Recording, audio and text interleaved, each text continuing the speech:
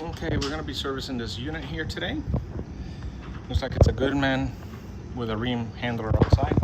Looks like we're missing the cover here for the filter, so it's got an oversized filter to compensate for that.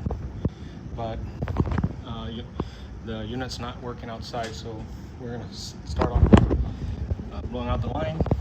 On my back here, tools. So we'll get ready to pump this out and see what happens.